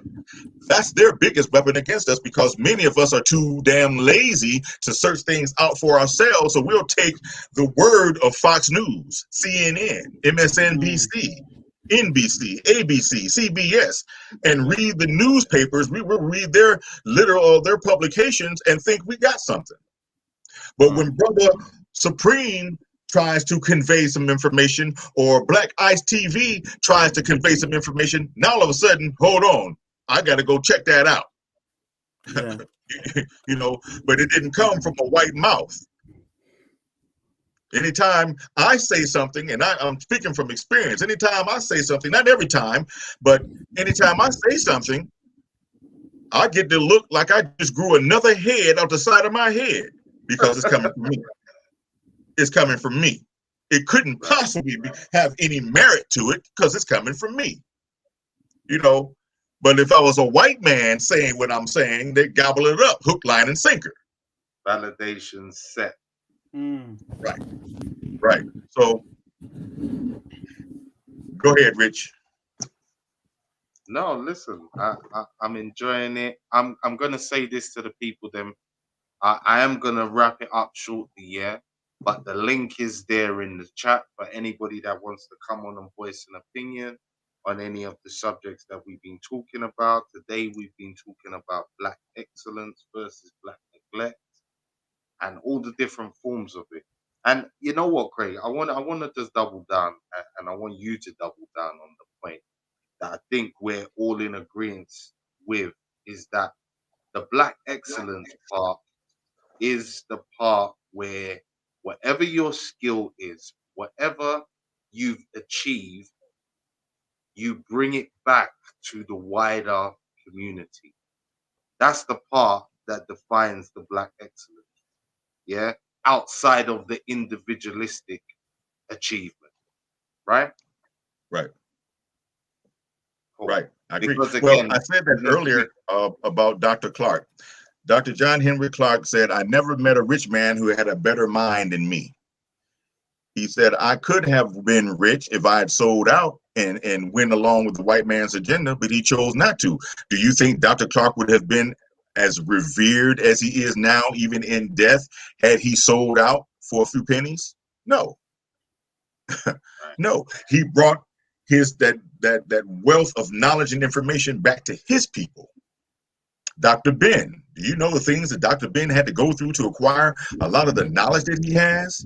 We're talking about researching, doing field research in Egypt, or we know as Kemet, and being subjected to crocodile and cobra and the racist venom of white men who didn't want him there. Now imagine that. This is my land, and you don't want me on my land? So you have to ask the question, why? What are you trying to hide from me that you've discovered? You know, or what is you trying to keep me from discovering about myself? Professor Ashra Kwesi said they know who we are. We just don't know who we are. The main thing they study is us. So True. Going in on the black excellence, I just gave you some examples. Again, going out and seeing this world and collecting the data that this world offers about us, because we are the original man, we're the original people, we're the children of origin, we are the true ancient of days. That's us, and they don't want us to know that. You see what I'm saying? And so as long as you don't know who you are, you can't be excellent. As long as you don't have an identity of yourself, you can't be excellent. You will operate in negligence. And unfortunately, a lot of us do that and don't even know. We're oblivious to the fact that we're operating in black negligence because we've been taught against ourselves. And if I'm against myself, if I'm a self-loathing wannabe, then how do you think I'm gonna treat you? Yes, Dynamite. We are the golden goose. We are the golden goose, right? We just need to know it, and once we know it, claim it, embrace it, and then act accordingly. This is what they don't want, and the greatest weapon that we have is the Black family. Do you know what the Black man and woman can do once they get on the same page and get on code? Right. And start creating healthy families, and a healthy family creates or produces another generation of healthy families, and so on and so on. Come on. And then, not to mention the generational wealth, the education of what it takes to become entrepreneurs, having our own. This is what hurt us with the Negro leagues that we had, the baseball Negro leagues, the basketball leagues. Do you know, you understand what happened? This is a DVD. There is a what you call it, billboard here, not too far from me, with this likeness on it, and it says, "Have character like Jackie." Thank you. And I saw that and I said, I know what that means. I know exactly what they're talking about. See, Jackie Robinson had to swallow his tongue. He had to turn the other cheek during those times when he was brought into Major League Baseball scene with the Brooklyn Dodgers in 1947. He had to endure being called nigger and spat up on, spook, and all types of other degrading and disrespectful names. And he couldn't fight back. This is what they want us to do today in 2021. Don't fight back. Stand still while I whoop your ass. And if you defend yourself, then you become the assailant. You become the problem. And many of us are buying into that. That's not Black excellence. That's giving in to their cowardice. Going back to the effemination and the homosexuality of the Black male. A heterosexual, strong Black alpha male who likes women is a threat. Why is he a threat? If he's not going to stick his penis in another man's ass. That right there is another form of population control. It is non-procreating actions and or behavior. 2 women can't procreate and 2 men can't procreate. It was never meant for sperm to end up in a man's throat or his rectum. But this is what we have going on, and the victims are becoming younger and younger, and they accept this as normal. Facts. That's the problem. Yes. It's the normalization of these inherent problems. That is Absolutely. where this Absolutely. is where we got to be on our square. So we've abandoned Black excellence for a pseudo version, a bastardized version of what the status quo calls excellent. And we've already covered that. And so what else are they weaponizing? The psychology of self-hate. They're weaponizing the psychology of self-hate. How do we learn that? We learn that in school. From age 4 to the time you graduate. And by the time you graduate, you look nothing like yourself. You act nothing like yourself. Unless there was an intervention, somebody knew what the deal was to keep you balanced. When you come out of that school with a high school diploma, you're just a Black girl or boy with a white disposition and falsified information. Black negligence. It's been taught. It's been programmed. We've been conditioned into it so that we become accomplices in our own demise. Black excellence goes hand in hand with the Egyptian proverb, man, know thyself. Now, if you don't know you, you're in a lot of trouble. If you don't know you, somebody else can define your reality for you. Quickly. Right. So the falsification of African consciousness. That's actually a book, brothers and sisters, by Dr. Amos Wilson. You can get that. I have it, but it's in another room. I have several libraries, but it's in another library. But definitely put that on your to get less. Um, Well, one you know second. what? This is what I'm gonna do. While you're getting that, Supreme, are you there? Yeah, Have I'm you here. got any final? No. You find your book, Craig. Don't worry. Yeah, Supreme, you I got was any just final gonna. comments? You make them before we wrap up, and then I'm gonna bring Yeah, Craig back in to highlight all the books and the yes, DVDs it's been. they've been showing. Go to, go to. Yeah, Dr. Craig has been very inspiring. I was just gonna ask if he could put down. Does he himself have a channel? I do not yet. I'm working on Oh, it. That's how we're trying to bring him out to the yeah. forefront. You can find him on Facebook, though, Instagram, but at the end, he'll give all the details of where you can find him. And again, he's going to be a regular, or has been a regular, should I say, at Black Yeah. Ice TV Well, 7. This well, isn't this is the the first first. time, Yeah, but yeah, 4 times now, 5 times you've been on. Uh, So go five, back six into the times. blacklist. That's it. Type Craig Samuel in the Black Ice TV list, yeah. and you will find several shows that we've done, and there'll be several to come. So he's definitely out there. But any final comments, Supreme, go to before I No, bring no, Craig? they were just because I feel that Craig is so inspiring. I just wanted to know a little bit more about him, just his background. But you've pointed me in the direction of his Facebook page and stuff, so I'll go looking that way because I like to know how people journeyed from one and where was their turning point to today. Because he seems that we're just pulling out those books one by one. I'm thinking, wow, you know, Yeah, you know, I've been building a library for about 12 years now. So I have a little over 1,000 books, but I'm still, and they're not. It's not for show. I'm trying to learn something, and as I learn, my passion is to share.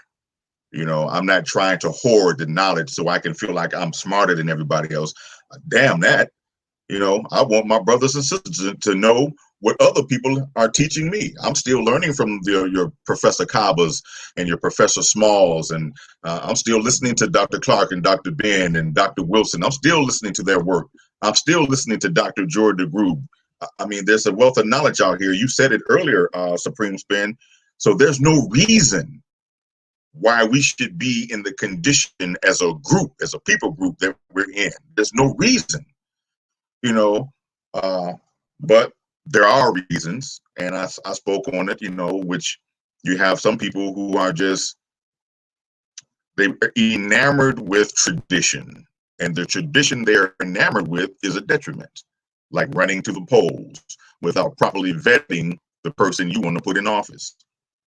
Blindly voting, holding on to traditions from generations long ago that have showed us it doesn't work.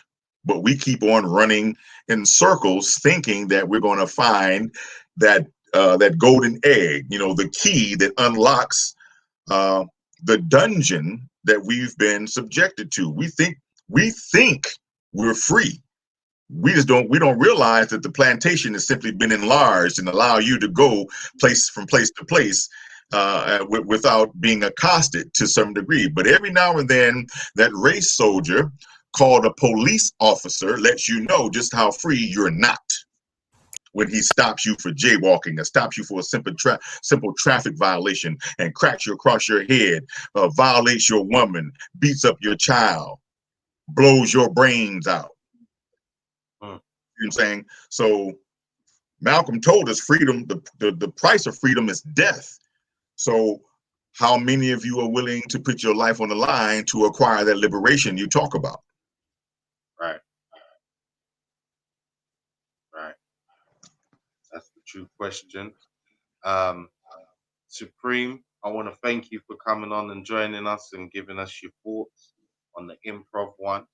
Um, Again, join us another time again. If I see you and you see us doing an open panel, you're always welcome to join us, brother. What I'm going to do now is to just make your screen large, Sam. Great.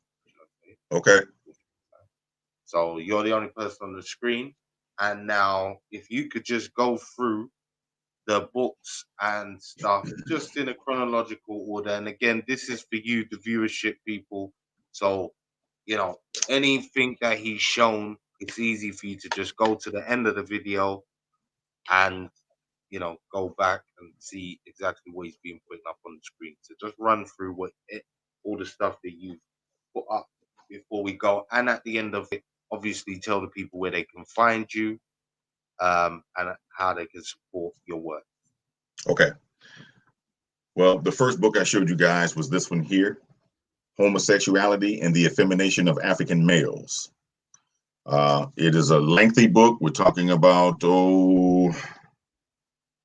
700 pages, but it's a must-have. You need to have this on the shelf so that it can, you can gain more insight into the agenda that they're using to effeminize our Black boys. We have Black boys who don't like Black girls, then we don't have Black babies.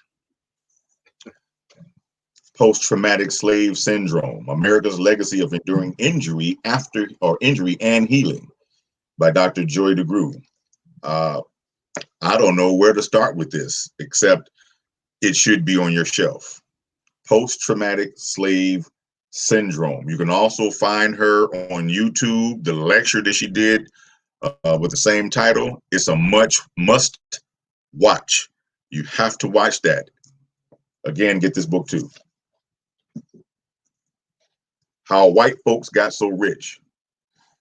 This is an underground bestseller. It deals with the good old boy network, inheritance, godfather clauses, or not godfather, but grandfather clauses, subprime mortgages, sharecropping, head rights, slavery, Jim Crow, the black tax, immigration, predatory lending. I mean, it's all in this book right here. And I'm telling you, I bought it for $8. This will be the best $8 that you ever get. This will help you navigate through the social terrain that we've been subjected to. Some of us, we don't have that answer that'll help us take the next step. You will find it in here and how the game is played. I flunked Sambo University. This deals with 10 invisible schools that teach African Americans to look down on their own genetic heritage. $5. I flunked Sambo University. This is by David Hunter. Propaganda. Very important book, because this is what we're subjected to on a daily basis. Propaganda through white media outlets. Not just the outlets, but that's how they, and many of you guys, y'all watching, y'all already know, so I don't want to talk to you like you don't know. That's how the white media outlets pipe filth into the minds of our people. That's why it's called television programming. The propaganda and what it entails. Another necessary book. Black people invented everything. Investigate the science of self. This is what I was talking about earlier, about knowing yourself and finding Black excellence. The Black excellence of knowing who you are, man, woman, and being able to get on code with the opposite sex. Build that Black family. This should inspire you, because it inspired me, that, hey, you know what? Our ancestors were geniuses, creating things from ideas and bringing those ideas to fruition. You can do it too. One of the main targets are our Black boys. This book is called Countering the Conspiracy to Destroy Our Black Boys by Juwanza Kunjufu. You can see him on Phil Donahue back in the early 80s, I want to say, or late 80s, along with Huey P. Newton. So it's been a while ago because Huey P. Newton's dead now, but he was on stage with Huey P. Newton. So yes, Countering the Conspiracy to Destroy Black Boys. Why are so many Black men in prison? Well, along with Michelle Alexander's book, The New Jim Crow, this book is right up there with that in terms of information and insight and what you can do to counter the conspiracy to railroad our men, our boys, into that concrete plantation, because that's what it is. Prison is simply slavery by another name. Last book here, Silent Weapons for Quiet Wars. I told you earlier they weaponize everything. Here it is. Silent, but things that we don't even consider that are being used against us are being used against us. That's why it's called silent weapons. It's not. It's unassuming. You wouldn't think twice about it, like your food, like your water. I'm in Flint, Michigan, so many of you, even though you're in the UK, you know what's going on over here, and we've been subjected to our poisoned water for the last 7 years. They still haven't cleared this up. We're still drinking bottled water. We still can't use water out of the faucet like we used to. Probably never will be able to again. I don't know, but silent weapon for quiet wars. Why do you think that is? Because they're trying to wipe us out. So for those of you who want more information into how religion is used and weaponized against us, Brother Jeremiah Camara, Holy Lockdown. Does the church limit black progress? He's also on YouTube. You can just type his name in, and he's a whole litany of lectures and short talks. I think you will find it enlightening. That is the end of my book list. For those of you who, I don't have a YouTube channel, but I will before summer is over. And but I'm on Facebook, Craig Samuels. You can follow me there. And I'm currently working on releasing my second book called Misery and the Company It Keeps. We could talk about that, Brother Rich, maybe in another show, another 2 shows down the line, because I'm very close to being ready to release that. The content is, if I have to pat myself on the back, I did some shit with this one. So we can talk about that, but yeah, I don't have a whole lot of places you can go, because I'm not big on social media, but I am on Facebook, and I'm on Instagram as well. You can find me at Dr. Craig 66 on Instagram, and you can just type in my name on Facebook, and I'll come up. Go ahead and send me a friend request. And my website is under construction, but you can check it periodically. SamuelsPearls.com. That is SamuelsPearls.com. That's my website. So if you go there and it looks funny, it's because it's still not done yet, but keep checking it periodically. I got new content, new information, services that I offer. You'll find all that on my website. Brother Rich. All right. Perfect. Again, I want to thank you for coming on. As always, it's been my pleasure to have a conversation. Big up to the audience, you get me, for listening, out here, doing their thing.